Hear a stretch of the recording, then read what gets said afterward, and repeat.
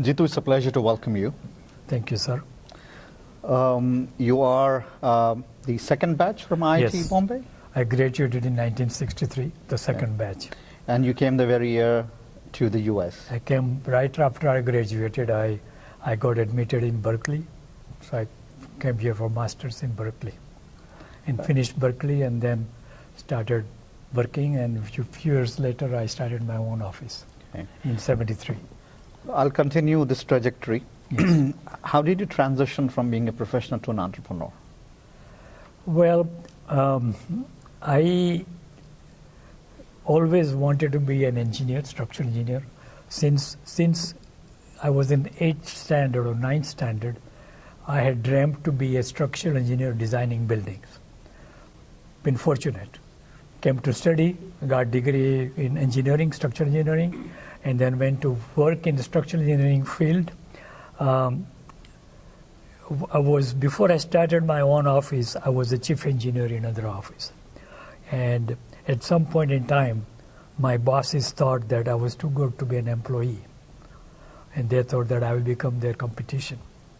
So they, for a lack of a better word, they fired me. In other words, I lost the job. And then I said to myself, what am I going to do? I said, I can go work for somebody else. I looked around, 3 or 4 engineering company. And I said, well, they don't know anything more than I know. So I said, well, why should I go work for them? So I said, well, then if I can do as good or better than them, I should be on my own. So that's how I started my own company. So in a sense, it was by accident, but fortunately, it was the best thing happened to me that they fired me. They say every adversity brings with itself a better opportunity. Actually, what happened was when I got fired, it was like midnight. I came home and I told my wife, woke her up and said, honey, I don't have a job tomorrow. So she said, don't worry, we'll make it. Don't worry about it. And we were only married like 4 or 5 years. She was very, very new here comparatively, but she said, don't worry, we'll make it. So it was big support. And then, of course, I started my own company and developed my own contacts, and I never looked back.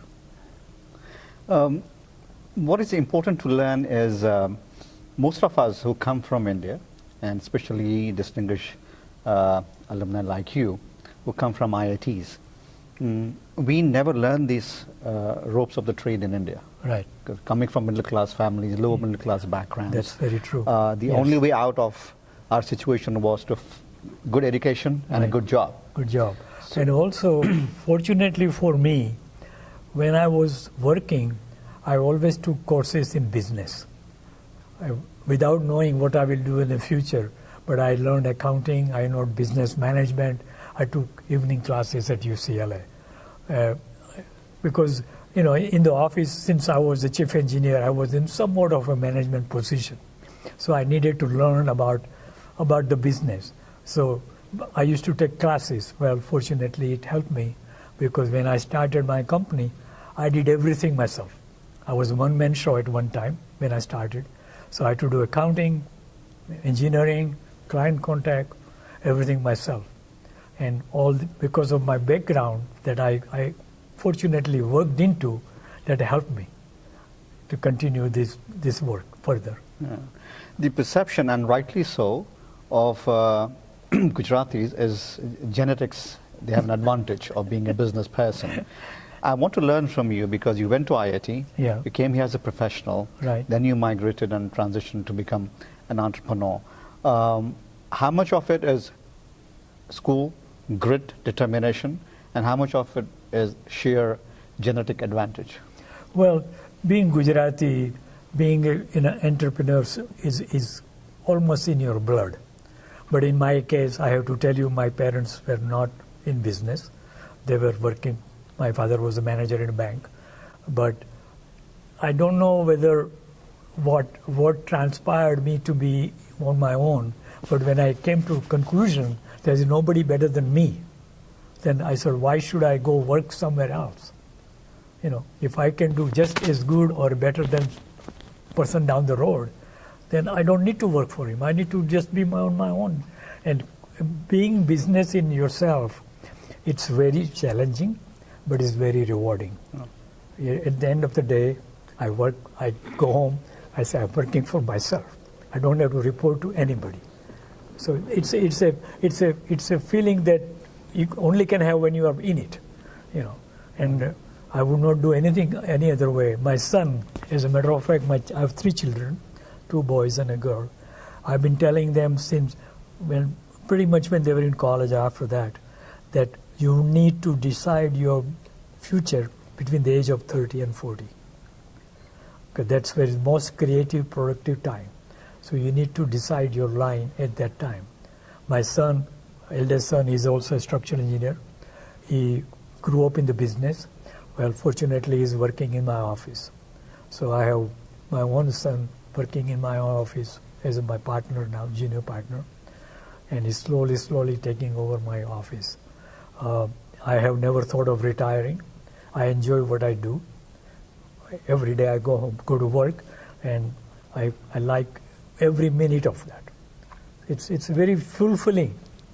You know. I'm sure. I want to take you back to the campus, IIT Yes. Bombay. Yes. Since this is the 60th year of the celebration, the Diamond Jubilee celebration Correct. for the campus. Yes. The other alumni I've spoken to, they all confess that the fundamentals of IIT have been so strong that it lasts with them even till today, and it continues the tradition. When you came here to do your master's at Berkeley, was that something that you felt that this has really been an asset to me in terms of a strong focus on fundamentals? Yeah, I had, well, you know, in IIT we had advantage compared to any other colleges in India that first of all, most of the professors were US educated. We used or followed all American authors' books. So we were pretty much with the world. So when I came to Berkeley, yes, the first few months was difficult. I wouldn't call it difficult from the standpoint because new climate, new people, new country, new way of doing work, education. But the school prepared us so much, so our fundamentals were very clear. So pretty soon education afterwards, second or third semester, I was doing quite well because of all the knowledge that I had acquired, plus what I learned in here, being involved in this atmosphere, in this condition. So, as I say, if I didn't go to IIT, I don't know where I would have been in my life.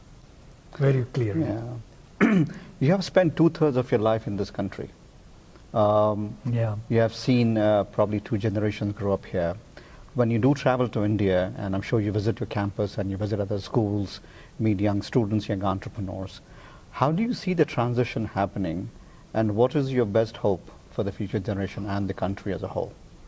Well, you know, I don't know whether I mentioned or I was fortunate enough to create an endowment at IIT. I created a chair in civil engineering department, so I'm somewhat very well connected with IIT Bombay. I go there whenever I go to India, which is almost once a year. Then I spend a day at the campus. I meet my professor, I meet his research staff or students, and they give a presentation of what they are doing. And I was very much surprised to know that some of the students were actually from industry, coming just only to school, college for research. So they had working in the industry and yet coming to college and getting their PhD or whatever. So that's a new trend now. It wasn't when I was there, that was not at all. As a matter of fact, there was practically no facilities, no jobs. So India is coming up as it is here. You know, here also very common that people are industry, they go back and get the masters or PhD, and that's what is taking place, at least in schools like IIT Bombay. And so it's coming up. I think India still lacks innovation, research. And it's not they're lacking innovation, they're lacking funds for innovation. You look at Harvard, MIT, Stanford, there were billions of dollars of endowment. That's right. Here in IIT Bombay, there is no such thing as an endowment per se. When I created my chair, I was told that there were like 50 odd chairs, and just about most of the chairs were actually endowed by government of India, not by private individual like me.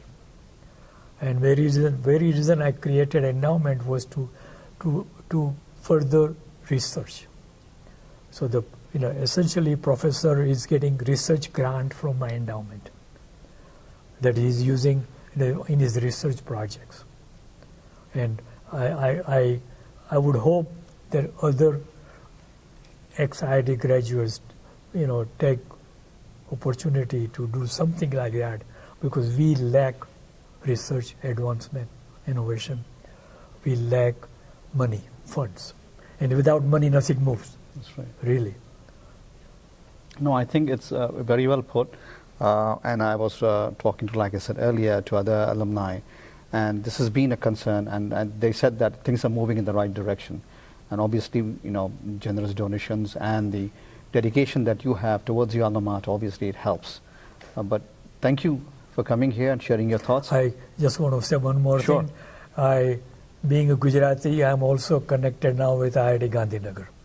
Very nice. Yes. IIT Gandhinagar director, also I'm in touch with him.